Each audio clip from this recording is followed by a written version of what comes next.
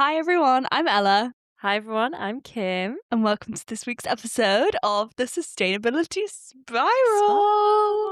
Great to have you back. Thanks for coming back. Yeah. Week 3. Woohoo! No, this is week 4. This is episode 4. Episode 4. That's like 4. That's a month. Thanks guys. Appreciate you coming back, Mum Actually, and Dad. these don't come out weekly, so it's not a month. It's more than a month. 6 weeks. Wow. However long it's been. Feels how like are no you? time at all. I'm good. I am a couple of weeks into a new job, so my brain is like fully loaded with lots of facts and abbreviations and acronyms, and my brain feels a bit tired, but it's good. I'm enjoying it. It's like nice to be like learning. She's and booked and busy. New stuff, booked and busy, and spending lots of time in Luton. Nice. How are you, Kim? Famously a gorgeous location for an Hey, office. hey. No shade. No tea. shade, no tea. There's a Greg's and there's a fountain. Fine. Okay, I'm in. Some water features. I love Greg's. It's delightful. That's like all that's on the business purpose. I Like heard offices what I and a needed to Greg's. hear. I'm actually yet to go to the Greg's. Oh. I know. Treat yourself, girl. I know. I should get there. Yeah, I'm good. Can't complain. I've just come back from a holiday. You have? Where did you go? I went to Les Deux Alpes. Les Deux Alpes. French Alps. I think every episode so far, one of us has done an accent. Oh God. If not both of us. I must think stop. we need to. Yeah, Okay, I went to Les Deux Alpes then. Dark Alps. In the French Alps, I went skiing for the first time, guys. Woohoo! Yeah, I was on the slopes doing a pizza. Fast? Super slow. To me, it felt like high speed Shinkansen, like speed train. But in reality, I don't think I was going like faster than walking speed. I'm sure it was a bit faster than walking. It's very unnatural to go that like even walking speed fast, but you're not moving anything. See, it looks really easy. I feel like Shut your mouth. No, you didn't move it. I was gonna say, I It's feel so like hard. people make it look really easy. I know. And then you actually do it, and it is really like unnatural for your body, especially when you're Yeah. older and you've not done it from when you're a kid. It's clunky. It looks really like scary. And obviously, like we have friends who have gone skiing quite a lot and look very chic doing it. And a lot of the gorgeous gals that I was with were like super chic. Oh, And do you know what? I just wasn't feeling chic. yeah, that's fair. Yeah. That's fair, babe. Falling on a mountain and your ski coming off and having to like kick it like a horse to try and get your boot back into the fucking ski is not It's just chic. such a great mental image. Yeah, but you can imagine exactly what it was like. I can imagine it exactly. It was pretty bad. But I enjoyed it. Like, it was very beautiful. Yeah. Love. And by the end, I was doing blues. Wait, I don't know what that means, but So like green is easy, blue is like they said average. and you're like, I think average is kind. Like to me, they're pro. okay. And then it goes. I think it goes red, black, diamond. Oh, Yeah, I know. diamond. I mean, I don't know why people do anything but blue. What are you doing, lads? Yeah, blue feels like you're going off of a cliff. Oh, But what I learned in ski school was lean forward and zigzag and pizza plow. yeah. Okay. Nice. So just like basically be braking at all times, Okay. I think is the beginner mentality. And then I'm you like can absorbing this information for if I ever go skiing. just a little pizza. Pizza. Little Snowplow. pizza. Yeah, I love that. it's great. This is actually quite a good segue into what I've been spiraling about recently. Oh yeah, what have you been spiraling about So, this week? has girl? anyone else been obsessed with the Winter Olympics? Because personally, I have. Pause for audience participation. Yeah, I can hear them really faintly in the background. I have. But like figure skating, ice dancing, love it. Were you spiraling because you were like, why am I not a Winter Olympian? No, I thought, how are you flying people around your head with blades attached to your feet? I know, dangerous. Bonkers. I also thought, how do you become an Olympian luge person? Is that the lie down one? Yeah. I don't Yeah. know what you call them, luges? Lugeets? Don't be a loser. No, you're a loser. No losers allowed. No luges allowed. But I'm like, so you've got your luge, which is feet first on a little sled. Oh, is that the difference? Skeleton head first. Oh, And because then- it's skeleton. Does it mean like Oh, maybe. Oh wait, no, I was thinking skull. Skull. Well, that is part of your skeleton. Yeah. And then you got bobsleigh, obviously, which is like different. But you also Fine. have doubles, Double skeleton, luge. and double luge, and they just lie on top of each other on a sled and go down a slide made of ice.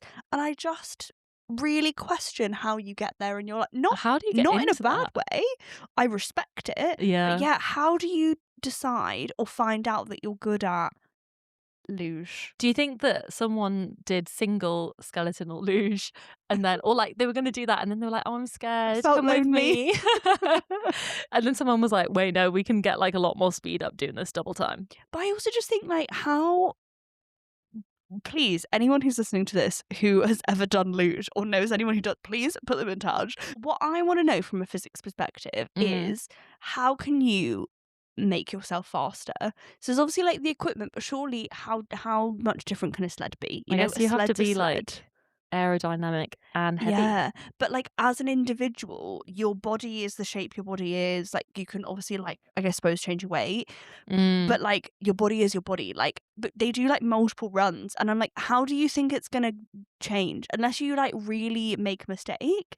How are you gonna make it be that much faster? I just don't understand it. Anyway, Shave. they're wearing these little like unitard things. I'm just like, I know that's crazy for me to say. Throwing things out there. But I'm thinking swimmers like Yeah. shave their legs. Yeah. But you're like fully bodied in like a unitard, like head to toe. Olympics. Well, I mean, I'm just having like many thoughts about the Olympics, Okay. evidently. It's on the mind. It's on the mind. But the spiral was I saw a post on LinkedIn the other day that was talking about how they obviously have a list of like potential places they can host the Winter Olympics, because obviously you can't host it in the Bahamas, you know?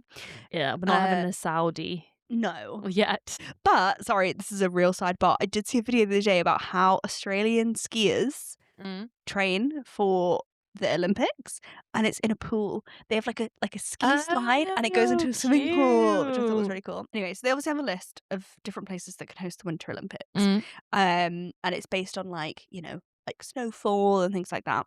And more than half of the potential host cities are climate unreliable or will be climate unreliable by the 2080s. Sorry, what a way to say it. Climate unreliable. I've just had it with you being unreliable. You never turn up on time. Yeah. Well, this is like particularly pertinent because at this year's Winter Olympics in Milan, it didn't snow until like 2 days before the Olympics started. Oh, damn. And so they have these contingency plans for things like this, which is like they'll like truck snow in from other places. Okay. So they'll like go, I guess, somewhere where there's snow, not that far away. Les Alps. Put it on a truck and bring it over. And I'm like, that is surely like quite carbon intensive and a waste of time and money. Yeah. Or they'll make like real fake snow. Yeah. With, like, there's only going to be like half of the sites that they currently have for the Olympics are like more guaranteed to like snow by the 2080. So they're going to have to like thin the list down. Wait, look. So like 50% of the places where they could have or can now or like have in the past done the Winter Olympics are going to be no-go zones. Yeah. No snow zones, no-go zones. No snow zones, no-go zones. So just in this article that I'm reading, this is a Greenpeace article. In 2022, so the last Winter Olympics, the Beijing Winter Olympics set a precedent as the first games to use 100% artificial snow. Wow. Like imagine like the Olympics and they're like, we can't host the surfing, we have to make an artificial sea. I wonder if they'll have to do that with heat for the Olympic times of the year, maybe if it's too hot. Wasn't I mean, I didn't really follow it, but the World Cup, wasn't the World Cup in Qatar? Didn't they have to play it like crazy times? Yeah, like at night. Because it was so hot, and then they air conditioned the open air stadium. No. I think they did. Oh God, stop it. Anyway, so I'm spiraling about the fact that we might not be able to have any Winter Olympics going forward, which is very sad because I've only just discovered my love for the Winter Olympics. When you get in a this sport, year. you get us in a And sport. I'm obsessed. To be fair, this won't be affected by climate change because it'll be inside, but I'm obsessed with figure skating. Yeah, so cute. Obsessed. And the luge. And kind of the skiing, but less so. I feel like it's weird when they do the ski jumping and then they look like those little like sugar glider things, you know, and they're like, yeah. I just think it's strange. So Bit just to help repetitive you and upward boring. spiral Yeah. then, ice skating can be done inside. Yeah, exactly. Actually, I'm all good. It's all good. That can be done inside. The luge, I mean, I don't think you like 100% need ice for that. No, do you know the luge track in the UK is concrete? Yeah, you know, I've been on a concrete bobsled track. Have you? Where? Latvia. Nice. Should we go to the Bath luge track? Yeah. And no, sorry, I'm not a luger. Try double luging. Oh my god. Oh my god, the launch party. Let's host it in the Bath luge track. We should record an episode while doing double luge. Like this. I've never felt as close as you as I feel right now on this luge. The question is who's top, who's bottom. No, I'm totally down to go luging with you. I reckon we would be great at luging. Yeah. When I did dry bobsled, they obviously it was Latvia, and I wouldn't say that it was a cash in hand job sort of thing. Nice. And they just gave us like motorcycle helmets, and I was in like a bandeau tiny summer dress. Oh my god, stop. And then they just put us into this thing that had like a cage on top, like the bobsled had a cage on top. Yeah. And then just like push us down. Oh wow. How long did it take you to get down? I would say like 40 seconds. Oh, it was quite quick. Yeah, really quick. And then at the bottom, this lady came down in a white van and she just tied a rope to the bobsled and then just drove us back up the hill. It was great. I had such a good time. We went down twice. Well, that's our next activity. It was like €1. Luge. Oh my god, bargain. Yeah, well, Riga. But yeah, so spiraling about the fact that the Winter Olympics might not happen anymore, but actually upward spiraling because all I actually care about is the figure skating. And the luge that's that you can fine. do here. Yeah, exactly. And now we're with going to go luge. With the skiing, you could just do it into a pool like the Australians. Yeah. Like, everyone's adapted. Congratulations for adaptation. Or, hear me out here, we could try and mitigate climate change. Crazy idea. Like, no. Like, I've had enough. I've had enough of you and your loser ideas. I'm not having it.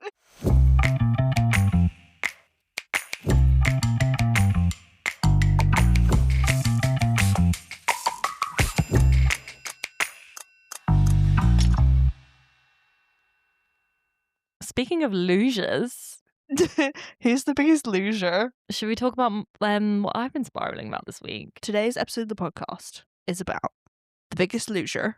So my spiral this week has been about Mr. Jeremy Clarkson, because he has been writing some op-eds, and he wrote an op-ed in the Sunday Times at the end of last month, and it just made me sad. And I've told Ella not to read any of it because I'm just going to read you out some fun little bits, and I just want to get your live reaction. Oh god. I read it and I was like, I think I like went a bit red with rage. I mean, so like we kind of alluded to it earlier. I am not Jeremy Clarkson's biggest fan. You did boo by any means. Yeah, that, like sometimes I just think he's one of these people who just is like deliberately controversial, and I just have no faith that there is any like substance behind anything that he says, and it's like very damaging. Yeah, he also wrote that horrible article about Meghan Markle. Things I'm not even going to repeat some of the things he said. I mean, like I'm never so like Jeremy Clarkson, obviously of Top Gun. Of Top Gun fame. Didn't he wasn't he married to Nicole Kidman, right? Yeah. Famously. No, sorry, of Top Gear fame. Yeah. And all I know about Top Gear is my granddad used to watch it, and that there's a guy in a white helmet. Like I've never Stig. The Stig. Michael Schumacher. which wait. is so... Is he the stick? Yeah. No. Yes. Oh, wait, I thought the whole thing was that it was like a mystery. Yeah, until they took the mask off and it was Michael Schumacher. Not the whole time, surely. Well, that's up for debate. I mean, I'm happy Interesting. to believe the lie, so I'm like, it's Michael Schumacher Wow, the whole that would time. be But amazing. A legend. and like Richard Hammond, And James the other guy, May, James the other May. guy. Yeah. Yeah. And like, I liked Top Gear back in the day. Like, I used to enjoy watching it. didn't And Jeremy I don't care Clarkson, like, about cars at all. didn't Jeremy Clarkson though like really bash EVs when they first came out? Like, I never really watched Top Gear, so never really into it. And then so like my like memories of Jeremy Clarkson, just him being like Yeah. violent, probably racist, definitely racist actually. Yeah, what with the Meghan Probably Markle? misogynistic, definitely misogynistic. Yeah. And I'm just like, I just think he is just controversial for controversial sake to like, Yeah. I don't know, maybe I'm wrong, maybe he is just like a deeply problematic person, he probably is. Yeah. But like, I think he knows that he can get a rise out of people and enjoys that. He's and definitely very like aggravate. What's the word? Like when you just like do things to like rub people up the wrong way. Yeah. And I really thought he'd got cancelled after the Meghan. I really thought he was dead. Yeah. Not physically, but like in the public consciousness. And then this bloody TV show about his bloody farm comes out. Oh no. And I've here like he is fallen again. victim to the farm. I before today had not seen it. And when me and Kim were talking about this episode, Kim was like, you need to watch it. Because I know so many people that do like it. So in terms of how Jeremy Clarkson was like on my radar in the past, like I would sometimes watch Top Gear. I actually found it quite interesting when they would do like fun challenges, like when they drove through Chernobyl. I was like, why are you doing this? Wow. Yeah. Okay. Like interesting. Yeah. And like I don't really care about cars, but I always thought that was quite nice to watch. Then he obviously punched a man for not having a steak. And that's when he got sacked off Top Gear? Top Gear got, all three of them left. Wow. And then, you know what? Clarkson's Farm came on Amazon Prime and they got me. I put it on and I was like, this is good. I know so many people who don't like him but really like the show. Yeah, and that's I do the get thing. it. The show is bigger than just Jeremy Clarkson. Like, it's a sum of all of its parts. Fine. And the other Still don't parts like him. are great.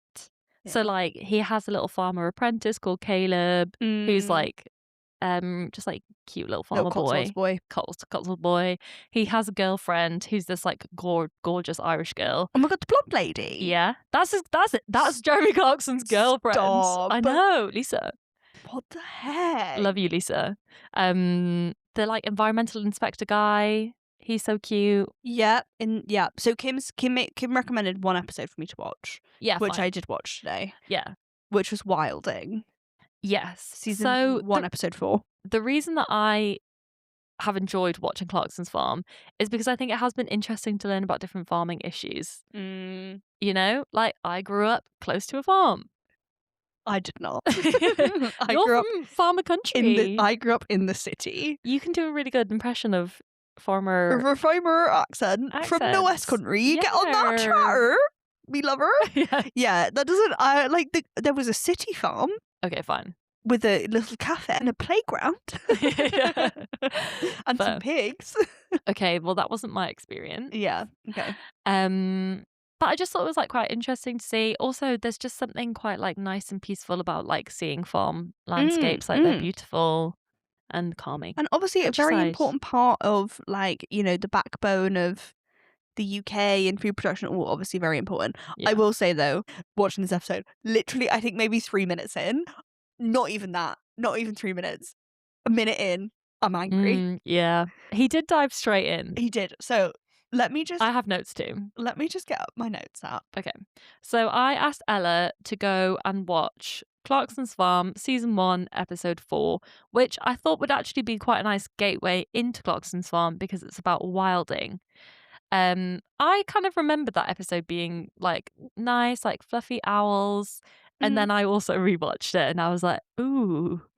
Because I think I initially watched it with like an entertainment lens. Yeah. And then I obviously now rewatched it and I was like, ooh. Ooh, it's not good. So immediately. Okay. The one of the first lines, he says, "Forget climate change and plastic. Without insects, we'll all die." And I'm like, it is all the same thing. I'm like, what do you like? So what did he say? He said something about like forget climate change and plastic pollution. Without insects, we'll all die. Which obviously factually correct, but I'm like, you're missing the fundamental point that all of these things are linked together. Yeah. And I was like, immediately, I don't like this. So immediate note. We got off on the wrong foot, I think. Yeah. I also made that same note 3 seconds in, where I was like, I think he's overlooking that all of those things are linked. Yeah. The best thing you can do to conserve nature is help to fight the climate crisis. Amen, sis. What I've written underneath it is hairy armpitted environmentalist with an angry face emoji. No, because I knew you'd write that down. I have no words other than angry face emoji. Oh, your angry face emoji is really gonna come out in a second. Oh God. But I thought like he did quite a helpful stat attack at the start. So Britain having lost 140,000 miles of hedgerow, 40% of ancient woodlands, and 97% of wildflower meadows, I think in the last 30 years, which is pretty crazy. Like those are stats in the that's bad stat attack. No, and I like, fair enough for like raising awareness of that. I appreciated that. I thought it was very good. So he opened the episode and was like, biodiversity crisis is real. Like, there's not enough he focused very much on insects. And he was like, insects are fucked in the UK. He was going to take a plot of his farm and try and wild it. He also said, let's put Mother Nature back in the driving seat.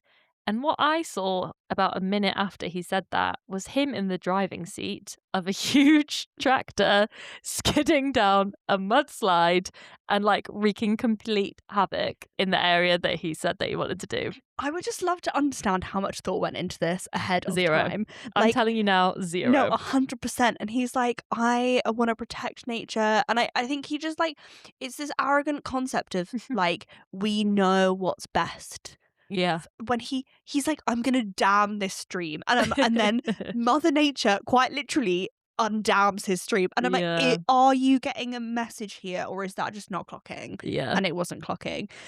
So according to Google, the definition of wilding refers to, and I would like your reaction on whether you think this is what Jeremy Clarkson did. Okay. The definition of wilding refers to allowing nature to take over a smaller area like a garden or a farm, or the act of enabling plants and wildlife to grow uncultivated. I don't think he did that. No, I don't think there was anything uncultivated about it. There was a lot of like direct intervention. And immediately I was like, I don't think this is what you think it is. Yeah, it looked to me like a quarry massacre mud pit. And then the bit where they were like the tractor was stuck and there's like 5 tractors trying to get one tractor out, all powered on diesel, and I just thought, I just don't think. I wrote, it's shocking that he said he's doing environmental work. Ha ha ha. Oh my God, a JCB has just come in. The skidding of the JCB is wild. The JCB just like falls down the hill. It made me really go, ooh, was when he dug a pond. And then what happened to the first pond? He dug it, and then obviously, because it's like it filled up. It filled up with water. Yeah. Because he left it for like an hour, and I was like, well. And then he dug a second pond, and I just thought the amount of habitat that you've just disturbed. Honestly. Also, if you want a pond and it filled up with water, why didn't you just celebrate that? Because it's like the wrong type of, sorry, it's just like geology nerding, but it's like the wrong type of clay. So like clay obviously like holds water, but there's like better clay for it. So he had to like put the better clay on the sides, otherwise the water will like seep out the side and saturate the ground. Good to know.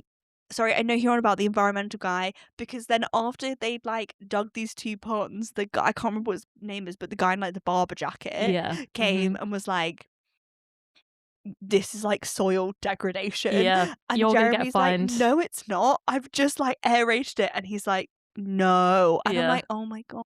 Did you get to the bug highway bit? Nope. Okay, I think you would have liked that.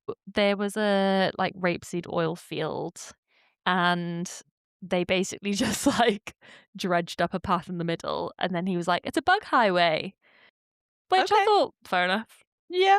Okay. Yeah. Fair enough. And then it made me think of some of the like other nature highways that I've seen. So like in Holland, when we used to go to the coast in Holland, we would always like drive under this bridge that was a nature bridge, and it would be for like all the deers that would live Oh. like almost close to the beach sort of area, and so they could cross the road safely. They had like a forested bridge that went over the main road.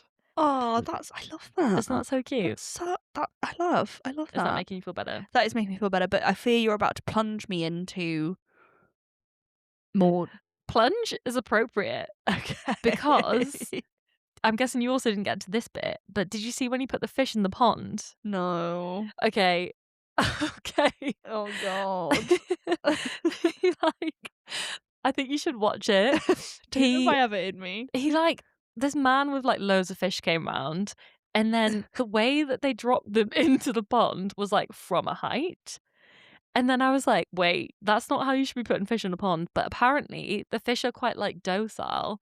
So in Canada, they also restock ponds by doing this. But in Canada, they do it from planes. Stop. And then I went down a rabbit hole of watching videos of planes dumping fish in ponds, but they literally will fly over like, well, not pond, but like a lake. Yeah. And to restock the fish population, they'll drop it from a height. And the reason they drop it from a height is to shock the fish into swimming. Because if they do it gently, the fish are sometimes so docile that they'll just like float on the top and die. Oh. Isn't that wild? What? So you weren't a fan of your first No. sprinkling with Clarkson's I will farm? not be watching on a regular basis. I'm very sorry to say. Do you know what? Fair enough. Uh, You're definitely not going to watch it when I read you some No. tidbits from this op-ed. No, I'm glad I'm in a I hate Jeremy Clarkson mood because I feel like this is gonna be helpful. So I'm coming to this completely cold. Kim has purposely told me not to read this. This is my live and direct reaction. oh, the thing is, I've like worked you up already, and I feel like you're going to be raging. Okay, Jeremy Clarkson op-ed for the Sunday Times. The title is "Net Zero's Unhuman. Who wants to be sad?" Sorry, say it again. Net zero is unhuman. Who wants to be sad? Who wants to be sad? And then the little tagline is, "The best inventions make our lives easier. Ed Miliband's ideas mostly taste like chickpeas." Like what? Chickpeas. I love chickpeas. Yeah, this is not aimed at Ed. you. This is not aimed at you. Give me the chickpeas, Ed. Love Ed. Okay. How do you feel about that so far? I fear I'm going to be Are you in the catatonic fetal by the end position? of this. Who wants to be sad? Well, we're all going to be sad when we don't have anything to eat and our homes are underwater. I know, Jeremy? guys. What I always say is net zero is inevitable because it's just a question of whether humans will be here or not. 100%. Because the planet will get back to net zero. It's whether we want to be there or not. Mm-hmm. Hate to say it. Okay, so then he opens it and he's just like, I know that loads of people are worried about climate change, blah, blah, blah. First quote. So understandably, those people fully support the concept of net zero and argue that the 7 zillion to implement it should be met by vigorously taxing Elton John and the nation's bankers. Is that a direct quote? 7 zillion? Yeah, 7 zillion. So I looked it up. It's actually 7.6 trillion. Is zillion even a unit of measurement? No, he's an idiot. Yeah. Also, he's doing it for dramatic effect. Yeah, this is what I mean. So then I was like, okay, well, how much actually is it going to cost, Jeremy? So I looked at what the like highest official prediction is of the cost for us to get to net zero. And it is high. Obviously. It's 7.6 trillion.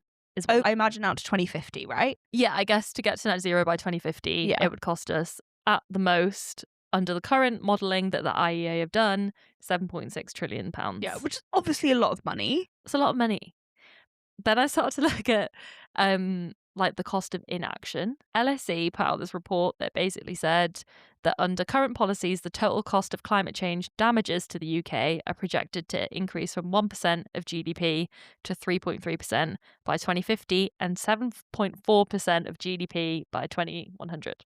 And then also the Office for Budget Responsibility estimated that unmitigated global warming would result in increased costs because we would also need to adapt to the climate. So there's the cost of the damages, and then at that point, if it continues to rise, are you okay? Sorry, I'm just like I'm seeing an eyeline of rage. I feel this is where the spirals are going to get too much. Like you'll be like sobbing in a corner. No, we're good. Basically, I found some stats that said that it's going to quite quickly outweigh the cost of mitigating to adapt and pay for the damages. So we're actually, if 7.6 trillion is the cost of mitigation, like that is going to be half of what the cost of like damage and adaptation would be. Also, just going back to his quote, like Elton John can afford to pay some tax. So yes, I think we should tax Elton John. I think he does tax it. I think Elton John pays a Yeah, lot of tax. no, I'm sure he does. Yeah. But like to his point is like we want to tax the wealthy. And then he goes on to say that like net zero is unhuman. So the reason that he starts this is with the following. There must have been a day, millions of years ago, when someone grew wary of trying to sleep at night with their head resting on a rock or a small mound of gravel. They decided, therefore, to pluck a nearby duck and use its feathers as a pillow instead, and their life was instantly better. Okay. Then he just goes on to basically be like, oh, people had a problem and then they found a solution. The things that he then goes on to list as solutions are internet shopping, the potato peeler, curtains, trousers, the escalator, supermarkets, Ritalin? I don't know what that is. Don't know those. Sellotape, the Boeing Dreamliner, which I thought was funny because don't they always crash?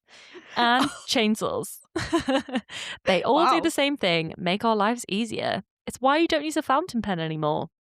Because in a world when you can have a laptop that can write what you say, a device you can have to fill with ink every day is a faff, which means it's unhuman too. Unhuman, that's such an extreme word. Yeah, what do you even mean unhuman? I would actually argue the act of like taking time to do something is human. Yeah, like writing, the fountain pen's a bad example, but like writing something in a notebook, like analog stuff, feels more human than being like, hey Siri, da-da-da-da. I don't think a fountain pen is a bad example. Like you're intentionally like using something that takes time to like craft. Yeah. Do you know what I mean? There's like intentionality behind it. Like that is human. Whimsical. Like you're right, like dictating notes into like AI is the exact definition of inhuman. Yeah. So I fundamentally disagree with everything he said. Great. A shock to no one. Okay. Also, the way that he refers to Ed Miliband, I actually think there's only two like silly names. He says Ed Siliband. Oh my god, how old is this man? I know. And then Muck Stupid Band and Mr. Millipede. Shut up! Like you're so mean. Also they're such stupid names. Like, do you think he's going to be like, oh, I'm offended, Minister, Mr. Millipede? I don't think it reflects, like, it just makes him sound infantile, like a child. Yeah. Like, anyway, okay. Then he talks about transport. So he says, if I wanted to go to Scotland this afternoon, I'd get in my car and set off. Maybe I'd have to fill up with petrol, and that would only take a couple of minutes. And then, in the time it takes to play one Genesis track, I'd be muck there. In a Miliband eco car, I'd have to charge it up all the time, and the journey would take weeks. That's worse. All of that, factually incorrect. Yeah. Like, as someone who has partaken. Oh my god, you did the EV rally. Granted, I didn't drive up to Scotland. Okay, where did you go? We started in... So what's the EV rally? Newquay. So the EV rally, great question, Kim, is a event that happens every year, organised by someone. And it's basically to like test EV infrastructure and like myth bust. So different kind of companies and organisations will put different teams forward, and you kind of race across the UK within legal speed limits. Yeah, so the idea is that you have like drag race, and you got to get from A to B, and you got to stop at all these different checkpoints, and then do that as quickly as you can, and then you get like points for like efficient routes and things like that. How long was it taking you to charge up your EV? Maybe 20 minutes. Fast? Was that a fast charge? Yeah. Oh, nice. Like sometimes 10. Really? So like by the time you've plugged the car in, gone in, got your coffee, you know, had a wee, which you're doing come anyway. back, exactly, Yeah. done. Did you feel that you stopped more? Yeah, we did, but we were also like driving these like really weird routes because we had to like stop in all 'Cause these of the different crazy checkpoints. places. So like, Yeah. and also I was driving a van, Yes. like a van. So like in a efficient electric car that could do like hundreds of miles, you would be fine, and it wouldn't Yeah. take you weeks, Jeremy. Yeah. It just wouldn't. And also, you're old, and I bet your bladder continence is not that great. So I bet you're stopping anyway. So, Ooh. Youch. I'm Yeah. not. I read that and I was like, oh my God, that's like just classic like EV myths. And often it's cheaper. Like if you are charging your EV at home and you've got like a cheaper rate, like that would be a cheaper journey for you to do on electricity than it would on petrol or diesel. I know this is all like hyperbole, and he's just trying to be dramatic. But how can he actually legally write this? Because that is like actually factually incorrect. I guess it's Actually, like factually.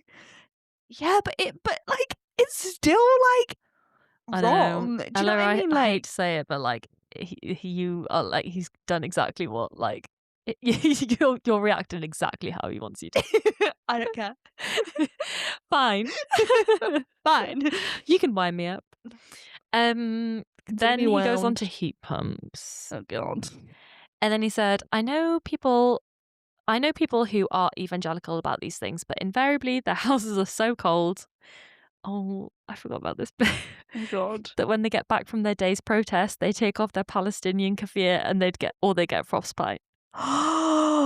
My house runs on gas, and even though it's currently about 1 degree outside, I'm sitting here in a t-shirt. The comment I put on that, why wouldn't you put a jumper on? Yeah. Just put a jumper on. Just put some socks on. Yeah. And that's better. And then he basically says that they're really expensive. And I do get that, like electricity is currently more expensive than gas, but the government is doing things to like make it much more affordable for the majority of people. I don't think that technology is accessible for everyone at the moment, but I mean, you know who it is accessible for? Jeremy Clarkson. Yeah, so true. Like if not you, if you're not you, then who? No. Take some responsibility. Honestly. Then he goes on to solar panels and turbines, and he basically is like, they don't make your life worse.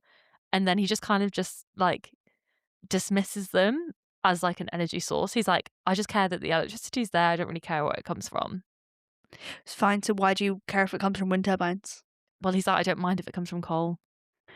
Yeah, but Uno reversed that logic. If you don't care where it comes from, why have you got such a strong... Like, fine, you don't care if it comes from coal, but it doesn't. But then he says, that said, however, we do have to consider aesthetics. I don't mind wind turbines, they're actually quite elegant. But whenever I see a solar panel on someone's roof, I get so angry, my hair starts to itch. He's got it. He's got it. And what hair, funny. Because God Almighty, it's ugly. Do you know what? I think solar panels are really nice. I've never seen a roof and thought, beautiful roof. No, apart from like a thatched Apart roof. from thatched roofs, yeah. And I think fair. beautiful roof, and you can't put solar panels on a thatched roof, so fair enough. I know, but like people are like, oh, it's ugly. It wasn't beautiful to begin with. No, it's tiles. Oh, I'm going to read you the bit that I've been scared to read you. Oh God. Okay, so how he closes a lot of it off is, nobody wants an ugly wife or an ugly car, and no one wants to take a holiday in an ugly resort. So why would you want to live in a house made ugly by solar panels? And why would you want to eat a sausage that has no pig meat in it? There are so many problematic things in that Even sentence. just starting that with no one wants an ugly wife. I was like, no why one... are we talking about that? Why have you said that? Relevance? What's the relevance? That to me is unhuman. Also, like, why are you... What gives him the right to speak for everyone? Like, maybe I do want an ugly wife. That's fine. I do want to eat a sausage with no pork in it. Do you know what? It's giving Abercrombie and Fitch founder setting beauty standards. Yeah. And then you see a picture and then you think, interesting that you were setting beauty standards. And that's all I'm saying. I think, but like, it's like people will be reading this and be like, oh, Jeremy, really speaking to me. I know. Like, honestly, the comments are the worst bit. Oh God. Finally some sense. No. Said so well and always with a bit of humour. And it's just humour? like... Oh. Derogatory comments against women? Yeah, I know. That's the bit I was like... Fucking hell. You know what? This is actually, I was like vaguely, I was going to be okay with turning a page, like turning a new chapter With Jezza. with Jezza from the farming show, because I was like, as much as I don't like him, I don't mind like what he's trying to platform this. I like literally never want to engage with this man ever again. So I was thinking about this whole article, and I was trying to think past, okay, this is obviously some sort of like PR thing, like what actually is the motive in him doing this? Because what is he trying to gain? And the weird like friction that I find between his position on this sort of things and him in Clarkson's farm is Clarkson's farm showcases how vulnerable UK farming is to the effects of climate change. Like, one of the biggest risks to UK farming is changes in the climate that we are trying to grow fruits and vegetables in and raise cattle in.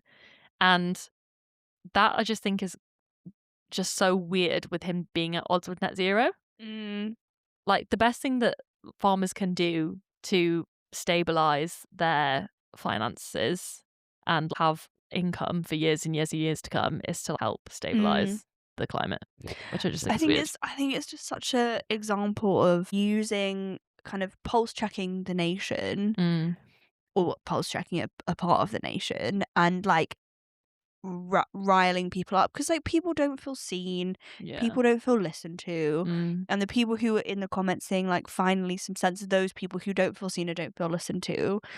But like, what makes me, I think, the most angry about this is that if he's championing UK farming and like making UK farming sustainable and profitable, then he obviously is considering climate change inherently in doing that. Yeah. And I think it's irresponsible for him to then not champion like, it. I agree in that, like, if you're gonna do these things, if you're gonna force people to rip their boiler out and put something else in, if you're going to force people into like changing lifestyle choices, it needs to be like attractive, and it needs to be attainable. Yeah, I do and agree it with that. needs to be like marketed in a way where they want it.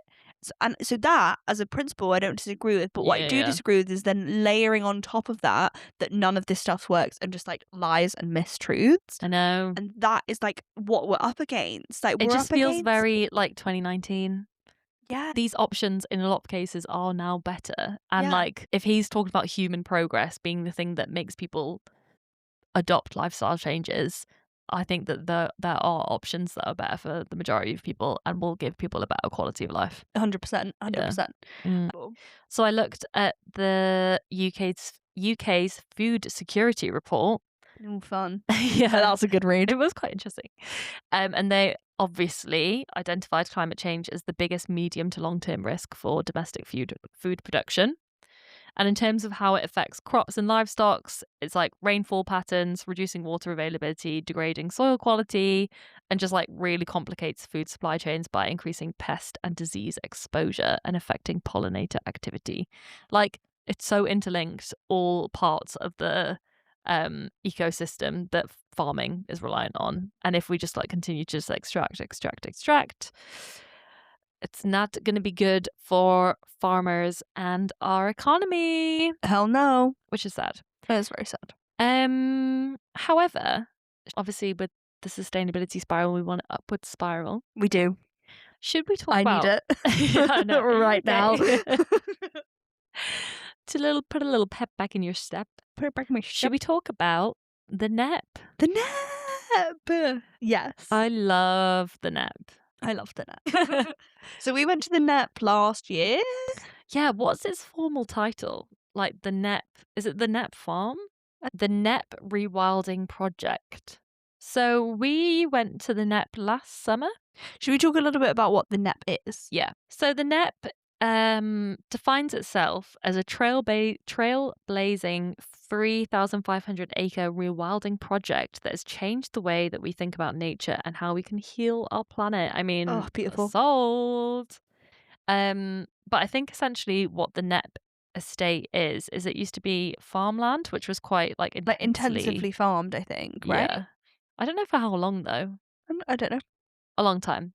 And then in like the year 2000, they were just not seeing the same kind of returns, and a lot of the challenges that we've already spoken about that Jeremy Clarkson and Clarkson's farm were seeing. But like soil degradation and just not getting the yield from their land that they were used to. And then they did this pioneering rewilding? I guess rewilding for them. Yeah. Project. I think they call it a rewilding project. Nice. A rewilding project where they essentially just like gave the land back to nature and let nature do its thing, and have done relatively little management of the land since then. Yeah, I suppose it's like intervention. Yeah, sorry. So, but that's the whole point about rewilding, is that it's giving the land back, and you give it enough time and it will, nature will come back. Watch any David Attenborough documentary. Yeah. And that will be the message, is that like, if you let the thing breathe, you give it the space, and you don't butcher it for all it's worth. Yeah. Nature will return, and nature will win out. Oh, nature will win. Mother Nature will win. And we did see some very cute pigs. Oh my god, those pigs. I think the pigs were put there.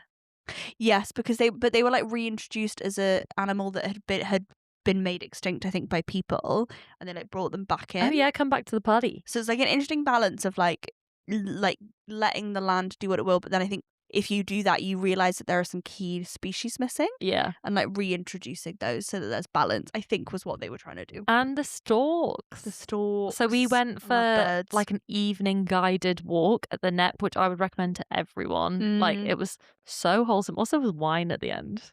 And cheese straws. Yeah, cheese straws and wine. Like, honestly, it was a good time. And we did maybe like a 2-hour wander around, maybe an hour and a half.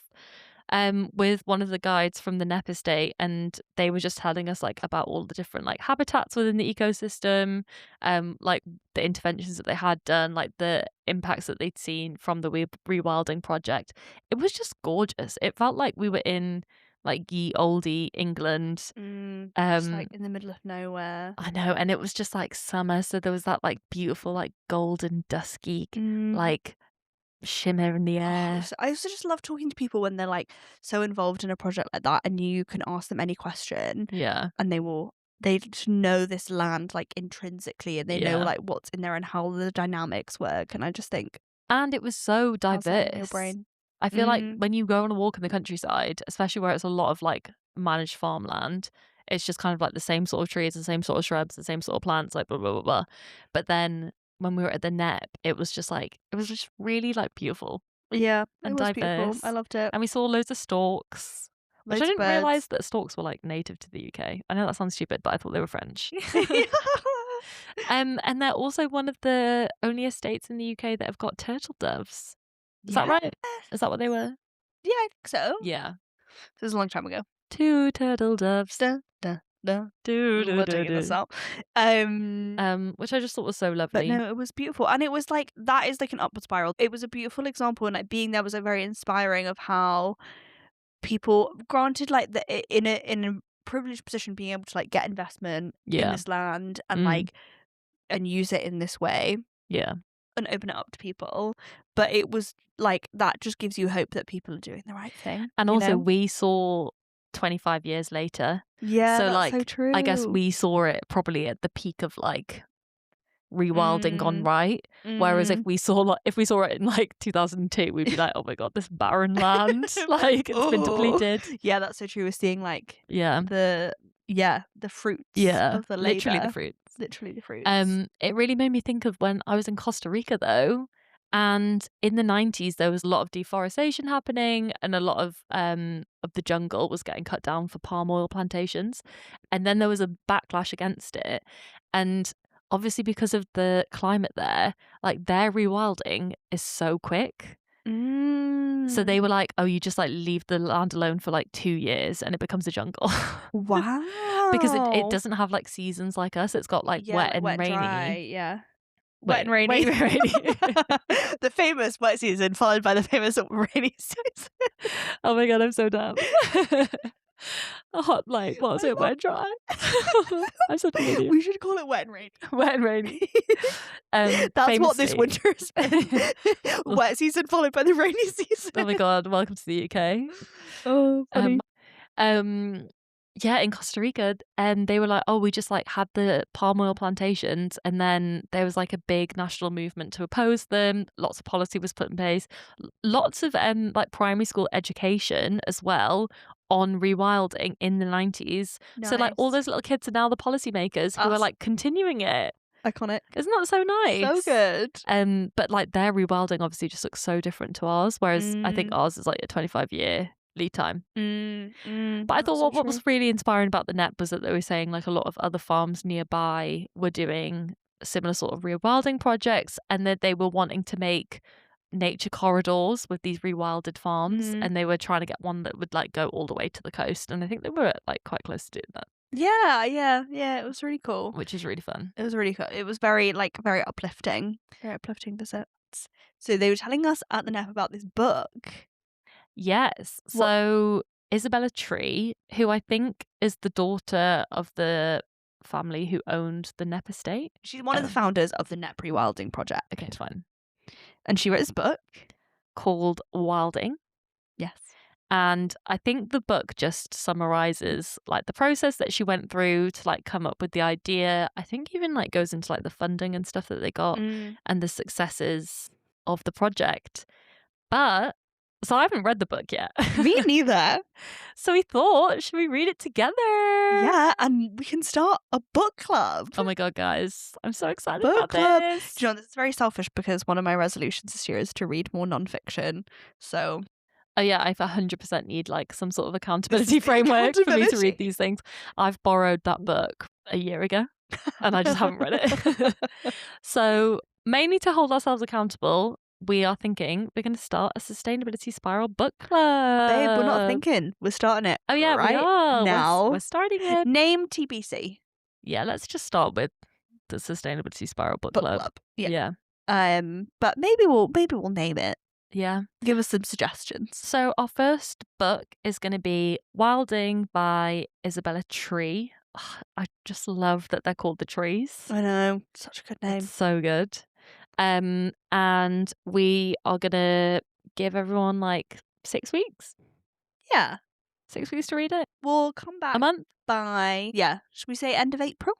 Yeah. We'll give everyone until the end of April to read it. And then the episode that we put out at the start of May will be our review of the book. Yeah. And then you can like read it, listen along, comment, tell us what you think, join in. Send us your thoughts. Yeah, send us all your thoughts. Like, we want this to be an open dialogue. And we will shout out our favourite thoughts on the episode. Are you in any book clubs?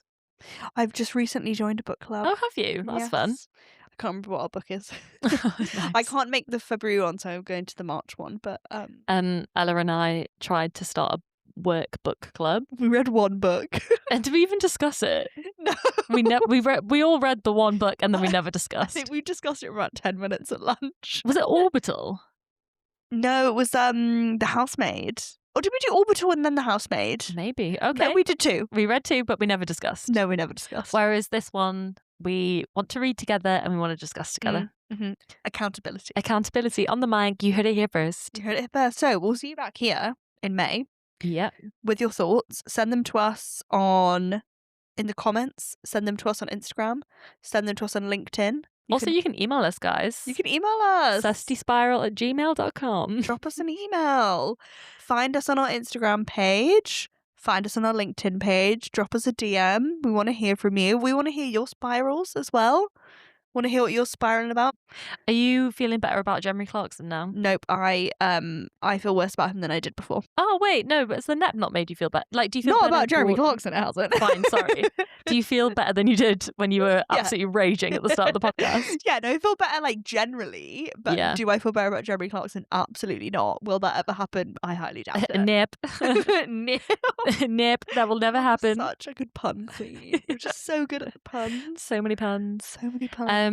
No, but I think projects like the NEP gives us reasons to be cheerful in a world where we have farmers who are just like bashing climate change, and it's like, hun, your livelihood is fucked. And I think like my takeaway from that article is that like we need to find out how to like there is a way to like dig into that narrative and take out all the factually incorrect stuff that he's written, but there bring through that sentiment of like making these like products and like solutions that people want.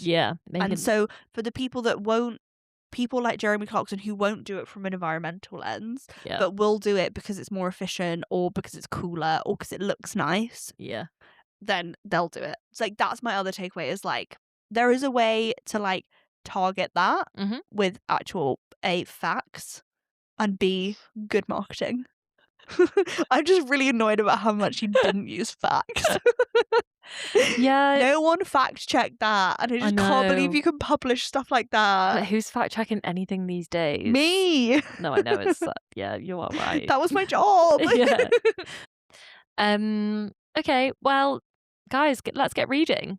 Let's get reading. I'm excited to dive into Wilding. Me too. And now I have to read it. Yeah, now I have to buy it. So should we come with like some like notes next time when we talk about Wilding? Wilding.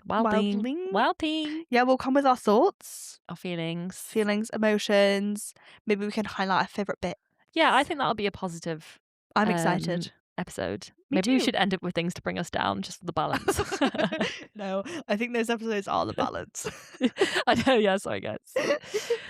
Fab. Oh, that was fun. That was fun. Thank you so much for joining us again on another episode of the Sustainability Spiral. We appreciate you all. We do. And remember, it's getting hot in here. Not in a good way. We'll see you next time, everyone. See you next time. Bye. Bye.